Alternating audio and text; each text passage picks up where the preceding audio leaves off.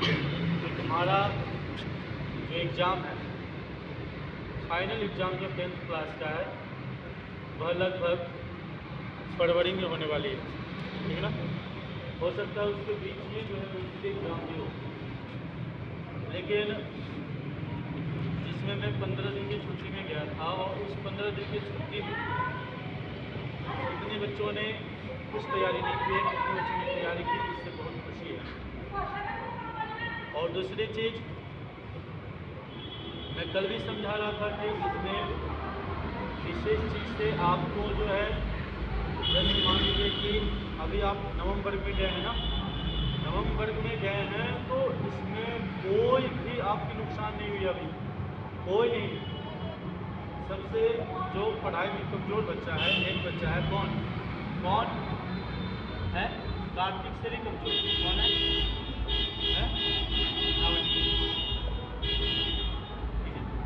इससे भी कमज़ोर प्रिंस, ठीक है। सुधीर तो ठीक नहीं है, ठीक है।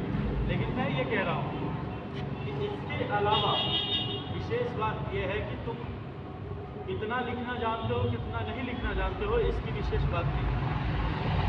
विशेष बात यह है कि तुमने अभी तक प्राप्त किया है, और प्राप्त यदि कर लिया है तो क्या उसको अपने जीवन में उतार रहे हो या नहीं उतार रहे हो,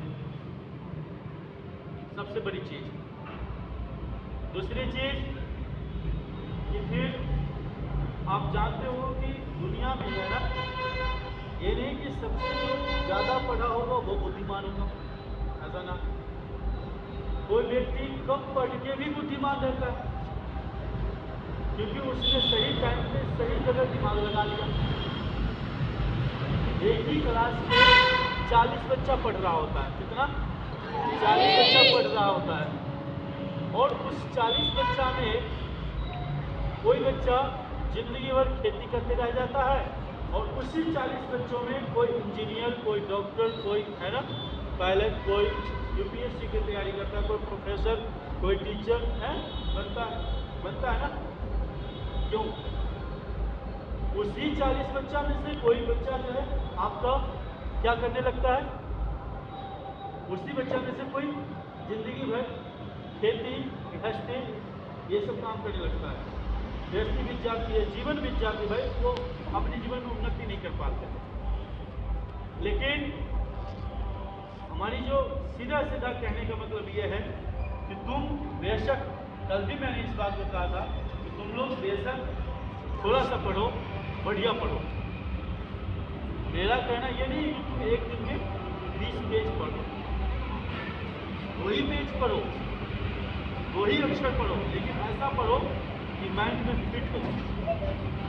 ऐसा नहीं 10 पढ़ाई किए और यहाँ से जा करके जैसी बुक रूम में रखे भूल गए, नो, ऐसा नहीं पढ़ाई करना है, ठीक है ना। और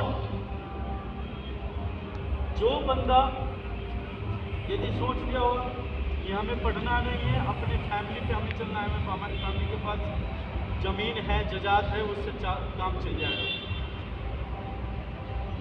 तुमने क्या किया? तुम्हारे जो ज़मीन है, पहले अभी जो है ज़मीन, वो तुम्हारे पिताजी का है, ठीक है ना। तुम्हारे पास क्या है? तुम्हारे पास एक मूलधन है, वह क्या है? पढ़ाई, है ना। तुम्हारा पढ़ाई मिल गया, है ना।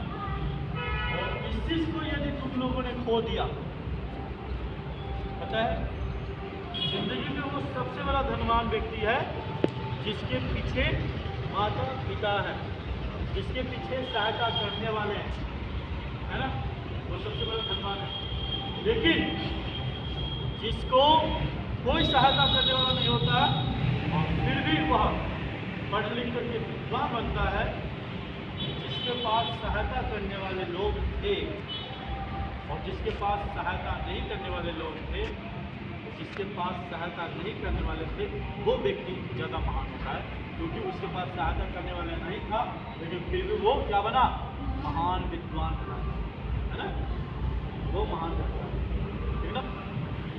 विशेष हमारी बात यही है कि समय सामने है, धीरे धीरे तुम्हें भी पता नहीं चलेगा और हमें तो, है ना, हमें तो ऐसे भी पता नहीं चलता, क्योंकि बस काम इतने होते हैं कि बस करते करते करते करते जैसे काम पूरी खत्म हो जाती है, ठीक है ना।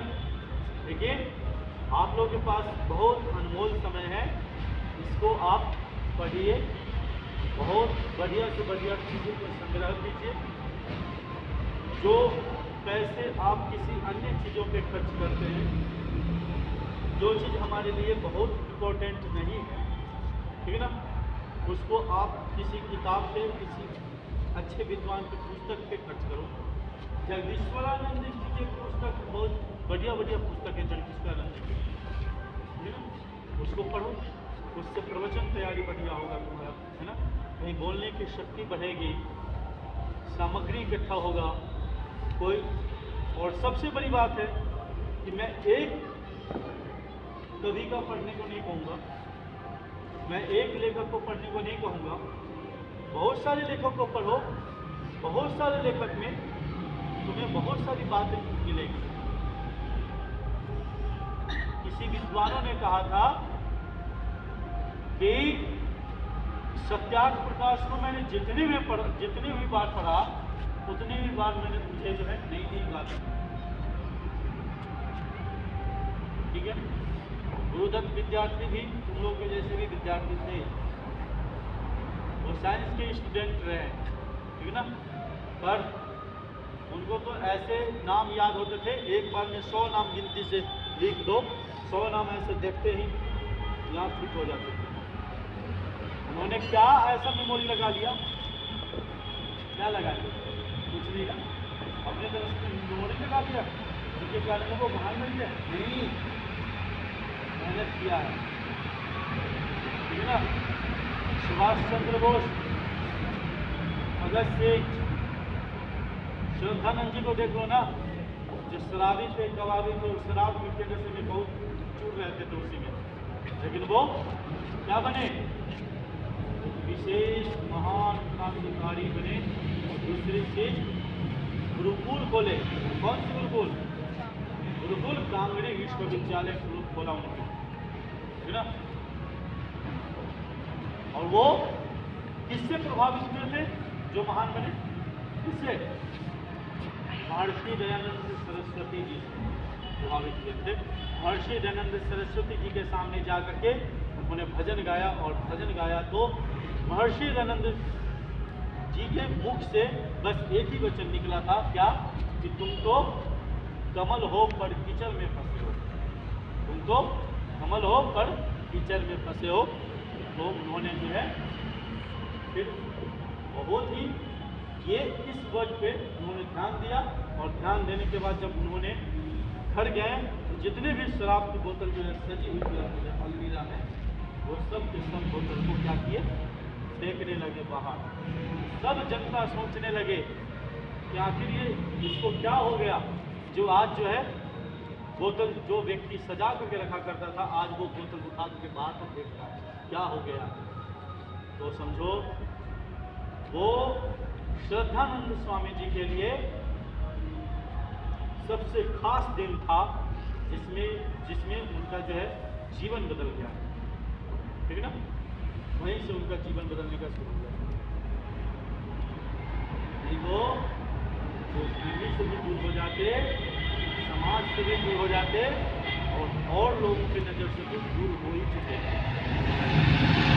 आप देखो, जो व्यक्ति शराबी कबाबी होने के पश्चात भी वो व्यक्ति महान बन सकता है, तो तुम लोग तो भाई एक अच्छे इंसान हो, क्यों नहीं बन सकते? क्यों नहीं मेहनत कर सकते? तुम लोग तो ऐसे शराबी कबाबी नहीं हो, हैं? तुम लोग तो बहुत अच्छे हो भाई। अभी शराबी कबाबी क्या, उसके तो तुम अंश भी नहीं जानते। और देख लो ना, तुम तो नहीं जानते, तुम्हारे सामने हम 26 साल के लोग खड़े हैं भाई, मैं नहीं जानता उसका।